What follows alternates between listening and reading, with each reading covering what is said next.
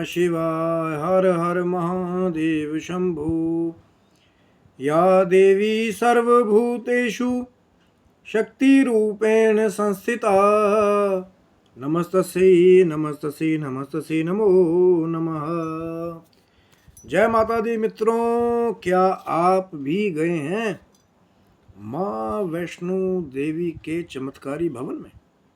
जी हाँ, एक से एक जो हैं चमत्कार माँ के भवन से जुड़े हुए हैं। बहुत सारे लोगों के ऐसे ऐसे साक्षात्कार हैं जहाँ कभी किसी ने माँ के भवन के पास शेर के भी दर्शन किए,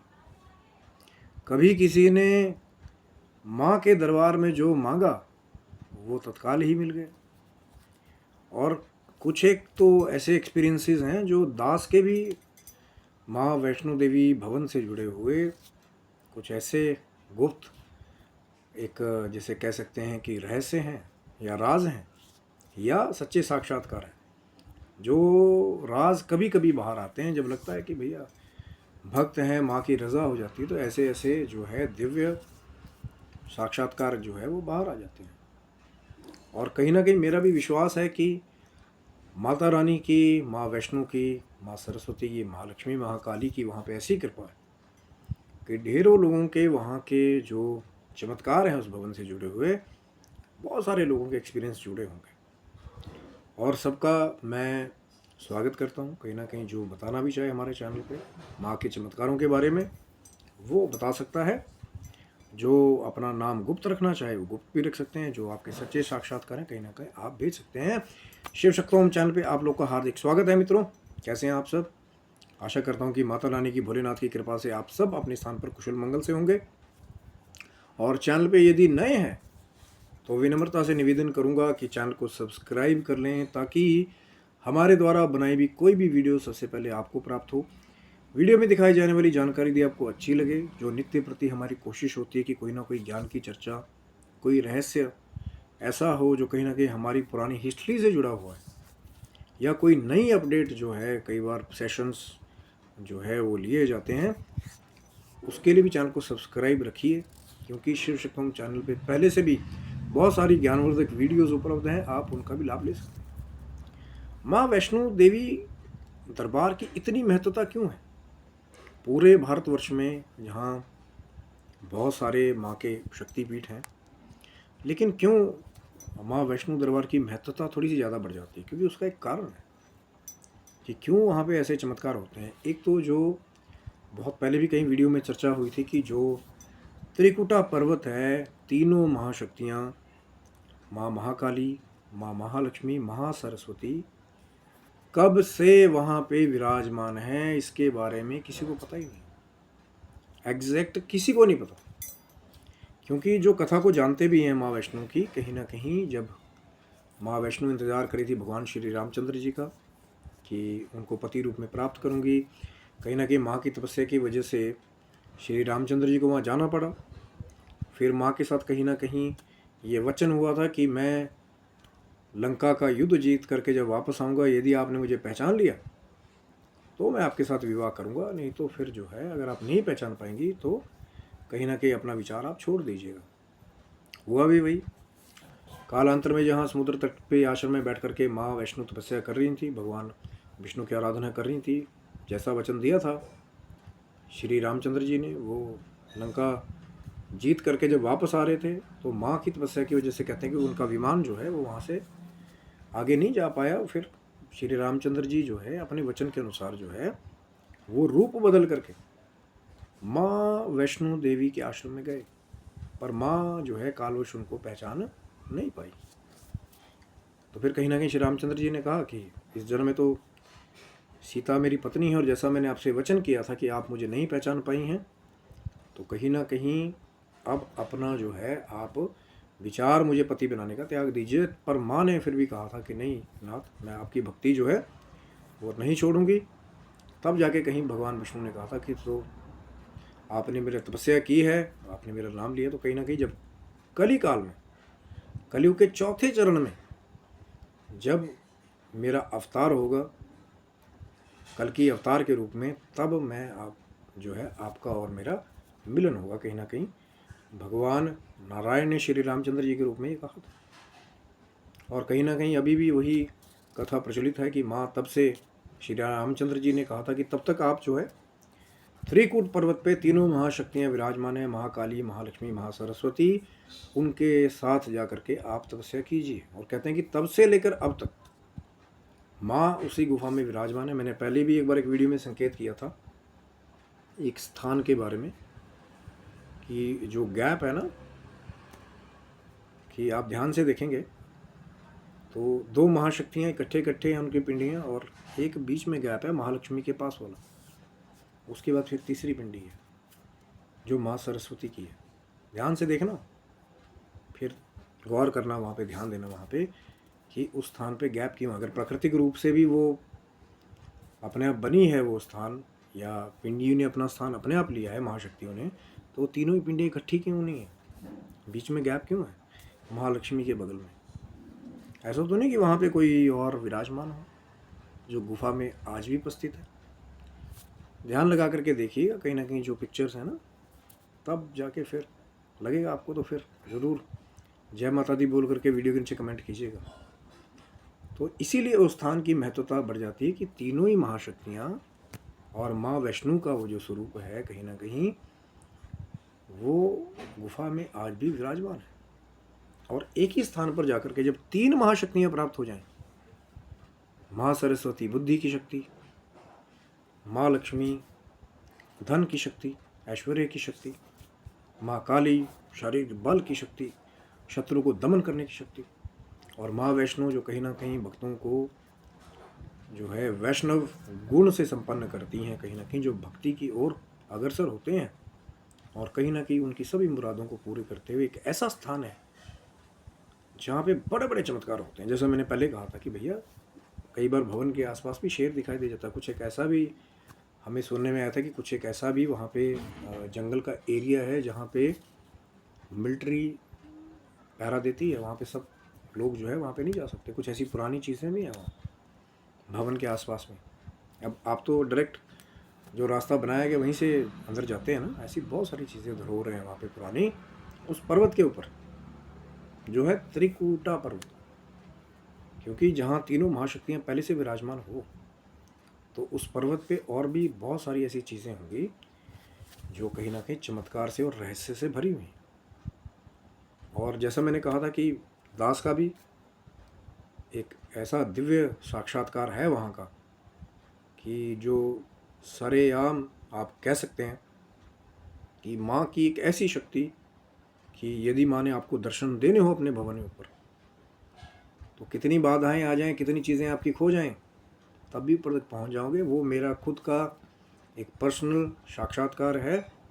और कहीं ना कहीं चैनल को सब्सक्राइब रखिएगा, हो सकता है कि बहुत ही जल्द वो जो रियल साक्षात्कार का मेरा वीडियो है माँ वैष्णो देवी दरबार का, वो मैं आपके साथ आगे शेयर करूँगा। कहानी थोड़ी सी लंबी है, इसलिए वीडियो अगर मैं इसी में ही वो पूरा साक्षात्कार दे दूँगा तो वीडियो बहुत ज़्यादा लंबा हो जाएगा। लेकिन आज कहीं ना कहीं जो महत्वता है माँ वैष्णो देवी भवन की, माँ वैष्णो देवी मंदिर की, बहुत बड़ी कहीं ना कहीं शक्तियाँ जो है और चमत्कार और रहस्य जो है वहाँ पे छुपे हुए। क्योंकि पूरे भारतवर्ष में आप कहीं भी जाइए तो सिंगल ही ज़्यादातर जो है, चाहे माँ काली के जो मंदिर डेडिकेट है माँ को, जो माँ लक्ष्मी के और भी कहीं जैसे कोल्हापुर में आप जाएंगे वहाँ पे माँ लक्ष्मी का मंदिर है, चाहे ज्वाला जी का मंदिर है, चामुंडा देवी का मंदिर है, तो सभी देवियों के कहीं ना कहीं अलग अलग मंदिर जो है, जैसे आप सरस्वती माता के अलग मंदिर हैं। तो पूरे भारतवर्ष में ज़्यादातर 70 से 90% जो है वो दर्शन जो है वो अकेली देवी के अकेले के स्वरूप के ज़्यादा होता है। या ज़्यादा ज़्यादा आपको माँ सरस्वती माँ लक्ष्मी एक जगह मिल जाएंगी, लेकिन जहाँ पे तीनों ही महाशक्तियाँ इकट्ठे जागृत स्वरूप में पिंडी रूप में विराजमान है, और जिस स्थान के बारे में यही नहीं पता कि वो स्थान कब से है और वो तीनों माताएं वहाँ कब से हैं, उसके पीछे की पूरी हिस्ट्री क्या है, उसके पीछे का पूरा रहस्य क्या है। क्योंकि मैंने कहा ना कि वो जो त्रिकूटा पर्वत है वो रहस्यों से परिपूर्ण है। कि त्रिकूट तो तब नाम दे दिया कि ऐसा कहते हैं कि उस पर्वत के 3 खंड जो है वो त्रिदेवों के रूप में रिप्रेजेंट किए जाते हैं कि ब्रह्मा विष्णु महेश, त्रिकूट। पर्वत, ऐसे 3 खंड हैं। और उसके बारे में भी बहुत सारे लोगों को पूरी नॉलेज नहीं कि वो 3 खंड एक जैसे ही कैसे वहाँ पे प्राकृतिक रूप से निर्मित है, क्योंकि ऐसे बहुत सारे चमत्कार हैं प्रकृति के जो जिसका रहस्य जो है या जो कैसे बना कैसे नहीं बना, प्रकृति के अंदर उसका गहन रहस्य छिपा हुआ। एक ऐसा जम्मू कटरा का क्षेत्र है ये माँ वैष्णो देवी का कि आसपास बहुत बार कुछ जो है ना गलत गतिविधियाँ, गलत लोगों का आना जाना हमेशा से रहा है, लेकिन कहीं ना कहीं वो जो माँ का मंदिर है वो आज भी भक्तों की मुरादों को वहीं से पूरा करता है। आज भी जो जाते हैं तो वही होता है कि गुफा में जो जिसे कहते हैं ना कि गुफा में बैठी है साक्षात, बस झोली आपकी मुरादें पूरी हो जाती हैं, लेकिन जो देने वाला है वो कभी भी आपको वहाँ पे जो चौथी विभूति है माँ वैष्णो का जो स्वरूप है, अब 3 पिंडियाँ को तो आप देख सकते हैं वहाँ पे, चाहे माँ सरस्वती की पिंडी है, महालक्ष्मी की पिंडी है, महाकाली की पिंडी है, उन तीनों के आप साक्षात दर्शन कर सकते हैं। लेकिन जो माँ वैष्णो का स्वरूप अदृश्य रूप में वहाँ तपस्या कर रहा है अंदर, माँ का जो दिव्य स्वरूप है उसकी अनुभूति बहुत ही कम लोगों को जो है ना वो, अब देखिए दैविक ऊर्जाओं का समावेश तो सभी को लगता है वहाँ पे जो भक्त हैं, लेकिन जिन्हें पूरी पूरी अभिव्यक्ति हो, जैसे मैंने बात की थी ना कि अगर ध्यान देकर देखिएगा तो जो माँ सरस्वती लक्ष्मी काली तीनों का स्थान है, तो एक जगह गैप भी है बीच में, वहाँ पे देखना ध्यान से, फिर आकर के जय माता दी कमेंट कीजिएगा वीडियो के नीचे। और कहीं ना कहीं वहाँ के जो पुजारी हैं बहुत बार ऐसे कहते हैं कि अंदर आरती करते हुए, पूजा करते हुए, माँ का श्रृंगार करते हुए कई बार जो माँ का वाहन है सिंह की भी आवाज़ आना,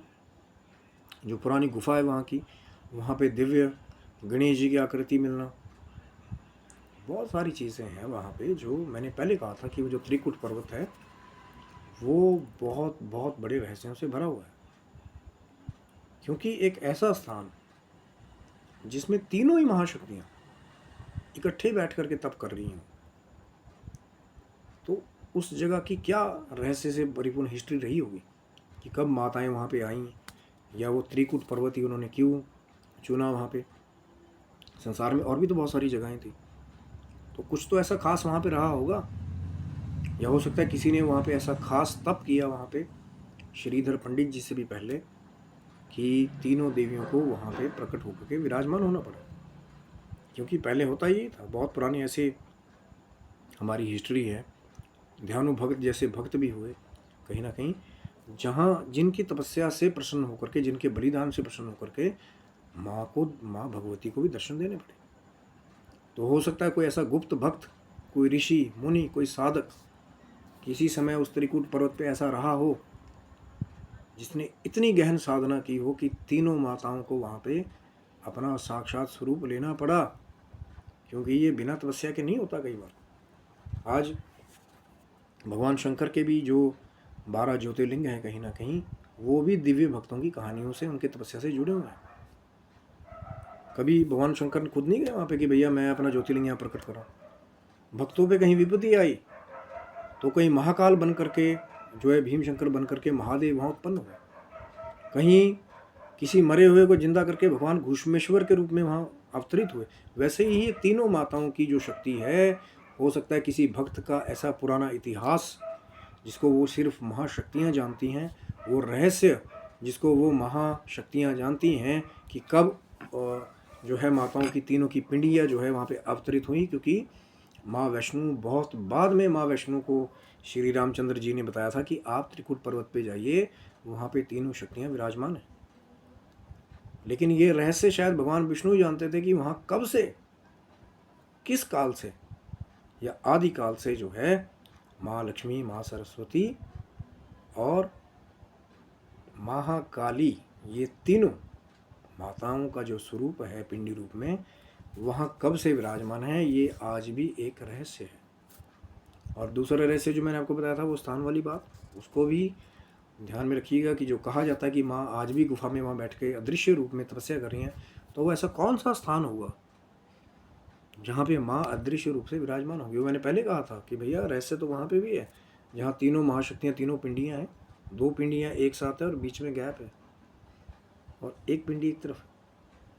तो वो भी ध्यान से देखिएगा कि वो गैप अगर प्राकृतिक रूप से बना है, बड़ी ध्यान देने वाली बात है। और ये मैं किसी के दूसरे के प्रमाण से नहीं कह रहा हूँ। कई बार ऐसा होता है कि कुछ ऐसी चीज़ें होती हैं कि वहाँ पे आपका ध्यान जो है, जब भक्ति में ज़्यादा लीन हो जाएंगे या बहुत ध्यान से जब माँ का ऑर्डर होता है, तो कुछ चीज़ें आपको दिख जाती हैं कि यहाँ पे कुछ ना कुछ तो रहस्य छिपा हुआ है, कोई ना कोई रहस्य स्थान पे छिपा हुआ है, कुछ ना कुछ यहाँ से कहानी जुड़ी हुई है। तो ये सब होता माँ की कृपा से। माँ जब ऑर्डर करती है, जैसा मैंने कहा था कि जब माँ चिट्ठी डालती है, और पूरा 100% जो है पूरे विश्वास के साथ कह सकता हूँ, बहुत सारे लोग कई बार ऐसा आते हैं जो थोड़े से माया में कलयुगी सोच में चले गए ना कि भैया बुलावा बुलावा कुछ नहीं होता,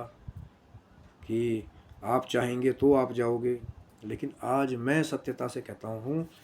कि माँ भगवती के नाम को स्मरण करते हुए कि जब तक माँ भगवती आपको नहीं बुलाएंगी, आपका पुण्य नहीं जुड़ेगा, जितनी मर्जी कोशिशें कर लीजिए, तब तक आप भवन तक नहीं पहुँच पाएंगे। हमने तो ऐसे भी चमत्कार देखे कि कोई बहुत लंबी छुट्टी लेकर के आया, अर्धकुंवारी में एक दिन दर्शन किया, या अर्धकुंवारी में भी नंबर अभी नहीं आया था, दर्शन करने ही वाले थे, तभी फ़ोन आ गया कि भैया आओ, बहुत तगड़ा कुछ आपके कारोबार में जो है ऊपर नीचे हो गया। क्योंकि माँ का बुलावा वहीं तक था। लेकिन जो भाग्यवान हैं, जिन्हें माँ के स्वरूप के दर्शन, उन तीनों महापिंडियों के दर्शन, वो गुप्त रूप से अदृश्य माँ वैष्णो के दर्शन अंदर जाके होते हैं, वो महाभाग्यवान हैं इस कली काल में। क्योंकि जैसा मैंने बताया ना कि लोग प्लानिंग ये बहुत बड़ी बड़ी करते हैं, लेकिन वो भाग्यवान हैं जिनको माँ भगवती अपने भवन में बुलाती हैं, अपने समक्ष बिठाती हैं, और कहीं ना कहीं जब माँ की कृपा वहाँ तक पहुँच गए तो झोली भी अपने आप ही भर जाती है।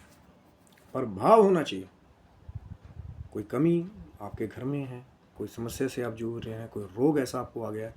तो माँ सब जानती है। लेकिन एक बहुत पुरानी कहावत है ना कि जब तक बच्चा रोता नहीं है तब तक माँ भी कई बार दूध नहीं पिलाती है। बहुत कम ऐसा होता है कि माँ जानती सब कुछ है, लेकिन माँ को भी अच्छा लगता है कि बच्चा अपना जो भाव है वो वहाँ जाके प्रकट करें, या कहीं से भी माँ को याद करें। ज़रूरी नहीं है कि जो अगर माँ ने वहाँ भवन में नहीं बुलाया, आप माँ वैष्णो को,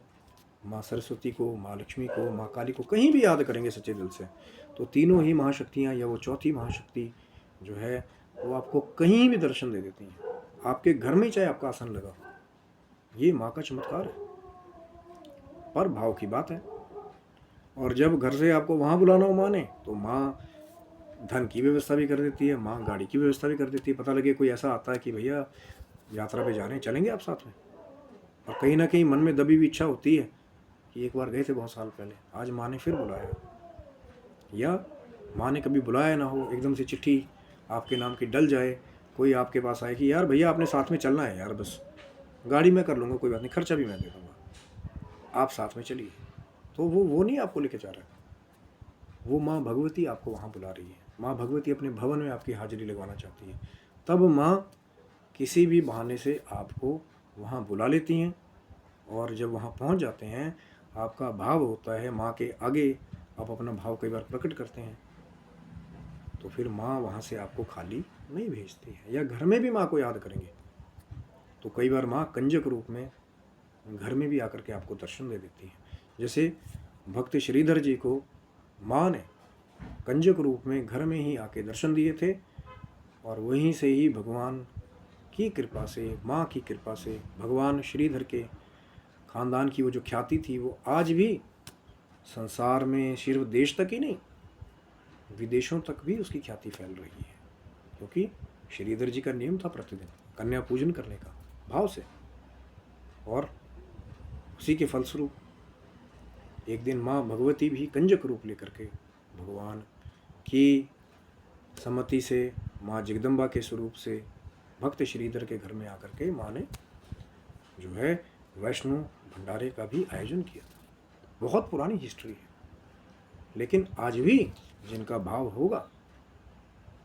और सच्ची भक्ति होगी, निष्ठा होगी, तो माँ घर में भी आकर के आपको दर्शन दे देती है, चाहे स्वप्न में आपको दर्शन दे दें, घर में दर्शन दे दें, किसी कंजक के रूप में दर्शन दे दें, अपने ज्योति स्वरूप में दर्शन दे दें। माँ तो हमेशा अपने भक्तों के और बच्चों के साथ रहती है। जो प्रेम से बुलाएगा तो दौड़ी चली आती हैं मेरी माँ,